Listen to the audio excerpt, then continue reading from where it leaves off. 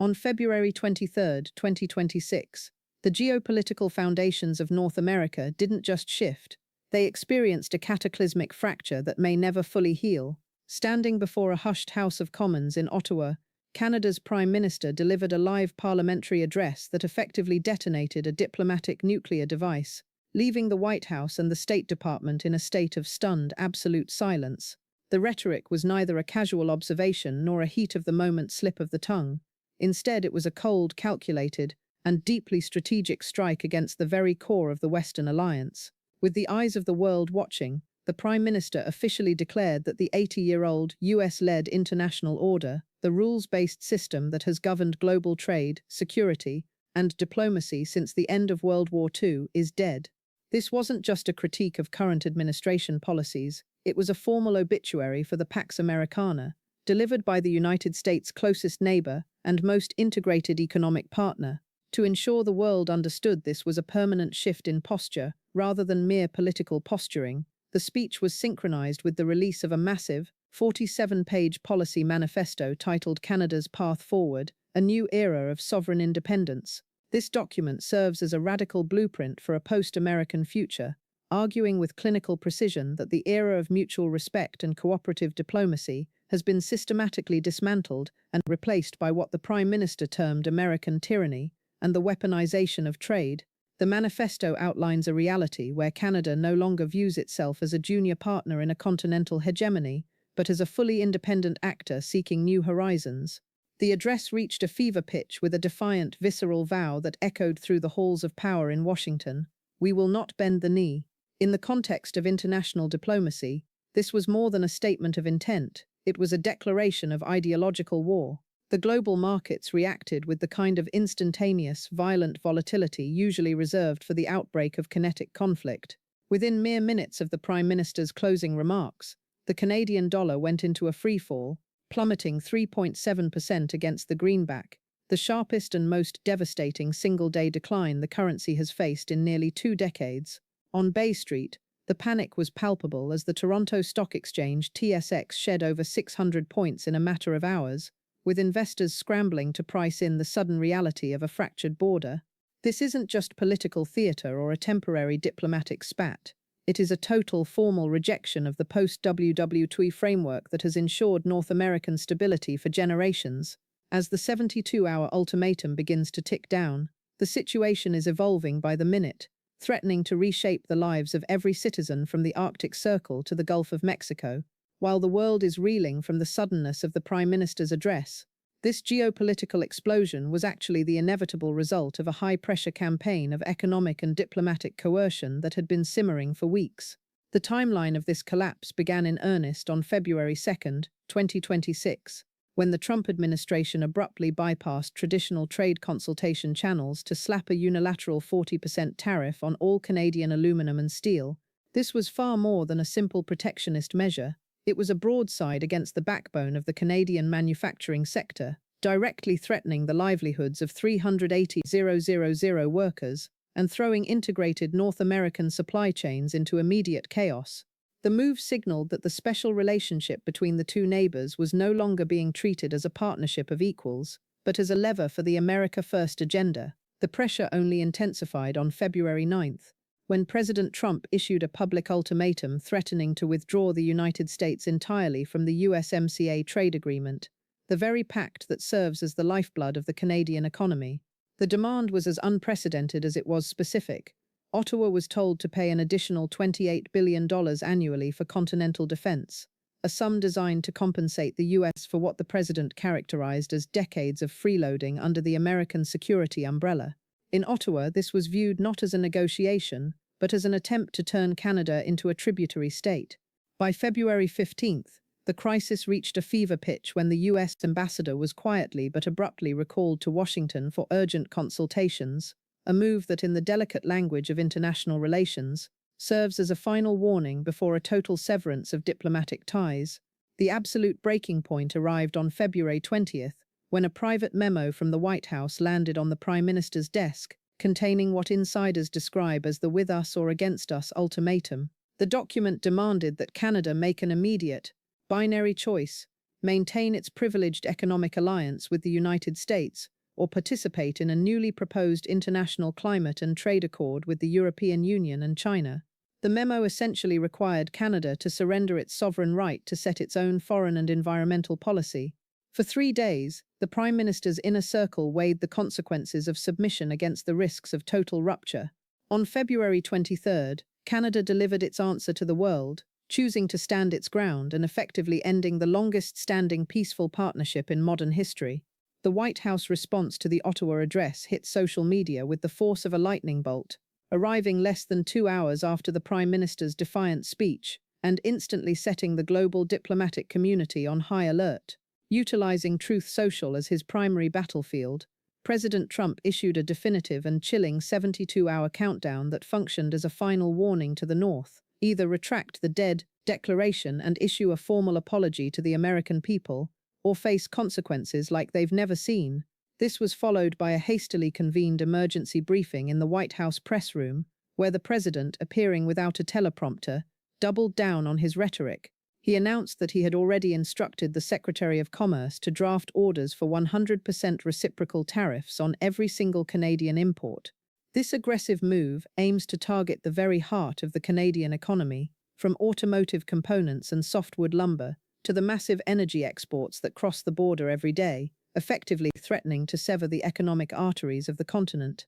The scale of the proposed executive orders is nothing short of staggering, representing a total mobilization of American economic and executive power against its neighbor.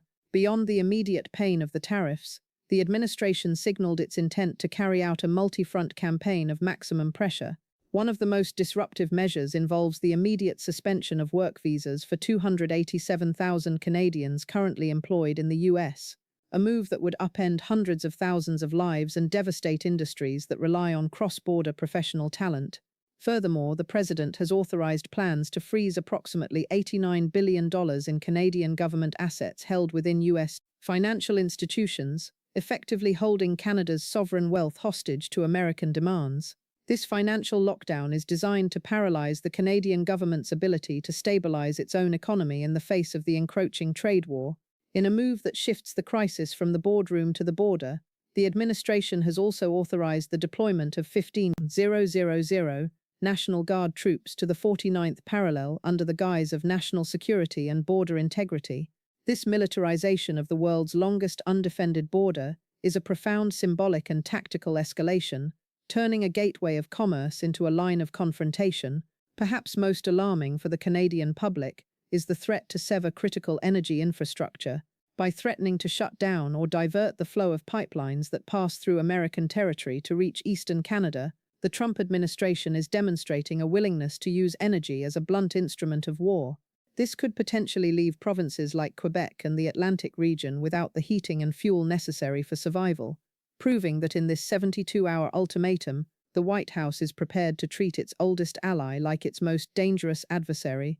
The stakes of this great North American schism cannot be overstated, as the fallout threatens to dismantle a $760 billion annual trade relationship that has served as the bedrock of continental stability for decades. This is not a distant economic forecast. It is an impending shockwave that will be felt by every consumer and business from the Great Lakes to the Gulf Coast. If the proposed 100% reciprocal tariffs are enacted, the impact on the American automotive sector would be catastrophic, with analysts projecting the average price of a new car in the US could jump by $6,200 almost overnight due to the disruption of integrated supply chains. The housing market, already strained by high demand, would face a similar crisis as softwood lumber shortages could spike new home construction costs by a staggering $31,000. Because the US relies on Canada for 52% of its foreign crude oil, including 100% of the supply for many Midwest refineries, the energy sector is particularly vulnerable. Experts warn that American gas prices could surge by $1.40 per gallon within just 90 days, fueling a spike in inflation that could stall the national economy. While the economic figures are daunting, the shift in public sentiment and geopolitical alignment is perhaps even more significant. In Canada, the Prime Minister's gamble appears to have galvanized a domestic mandate, with 68% of the population currently supporting this defiant stance against American pressure. However, This domestic unity is being fueled by an aggressive search for new international lifelines. As Canada pivots away from its southern neighbor, a massive geopolitical vacuum is being filled by eager competitors. China has already stepped into the fray, offering a $40 billion infrastructure and energy investment package to Ottawa, a move that would have been unthinkable just a few years ago. Simultaneously, the European Union has pledged full solidarity with Canada, signaling a fracturing of the broader Western alliance. We are witnessing more than a trade war. We are watching a potential permanent realignment of the global order, where Canada, once America's most reliable partner, becomes the cornerstone of a new multilateral coalition. The clock is now ticking toward a definitive moment of reckoning on February 26, 2026, at 4:03 p.m. ET, the exact second the 72-hour grace period expires, and the promised consequences are scheduled to begin. As this deadline approaches, the air in both Washington and Ottawa has grown thick with a level of tension not seen in over a century. We are currently staring down three potential paths that will determine the economic and social fabric of North America for the next generation. The first, and perhaps most hopeful, is a last-minute diplomatic face-save. This would involve career diplomats working frantically behind the scenes to draft a joint statement that allows both leaders to claim victory, an interpretation from Canada that softens the blow of their address, and a delay for further study from the White House. However, as the rhetoric continues to sharpen on both sides of the border, the probability of such a clean resolution is thinning by the hour. The second path is one of partial escalation, a controlled burn, where the Trump administration follows through on a subset of its threats, perhaps implementing targeted 50% tariffs on specific luxury goods or non-essential manufacturing, while keeping the energy pipelines open for the time being. In this scenario, the 72-hour deadline acts as a springboard for a prolonged, agonizing period of leverage and counter-leverage, where both nations inflict measurable pain on one another to see who flinches first. This would turn the border into a permanent zone of economic friction, slowing trade to a crawl and keeping markets in a state of perpetual anxiety. While less immediate than a total collapse, this path risks a death by 1,000 cuts for the highly integrated businesses that rely on a seamless, invisible border to function. The third and most terrifying path is a slide into full-scale economic war. This is the nuclear option, where the 100% tariffs are implemented, assets are frozen, and the energy taps are turned off. Analysts warn that such a total rupture would almost certainly trigger a deep continental recession, crashing the GDP of both nations, and potentially leading to a political crisis that neither government is fully prepared to manage. Over the next 24 hours, all eyes must be on the global markets and the emergency G7 meetings. If we see institutional investors pulling out of cross-border holdings, they are signaling that the worst-case scenario is no longer a theory. Furthermore, if the Canadian Parliament passes its emergency economic powers vote with a supermajority, it is a clear sign that they are digging in for a long, cold fight. This leads us to the ultimate question that will be debated for decades to come. Is this a necessary and heroic stand for Canadian sovereignty in a changing world, or is it a catastrophic act of economic suicide? Is the White House justified in its demands for continental loyalty, or is it destroying the most successful alliance in human history? The answer will begin to reveal itself the moment that clock hits zero. Drop a comment below with your prediction. I read every single one, and your perspective helps us gauge the true pulse of the people during this crisis. Stay informed and stay vigilant, because we are tracking this deadline to the very final second.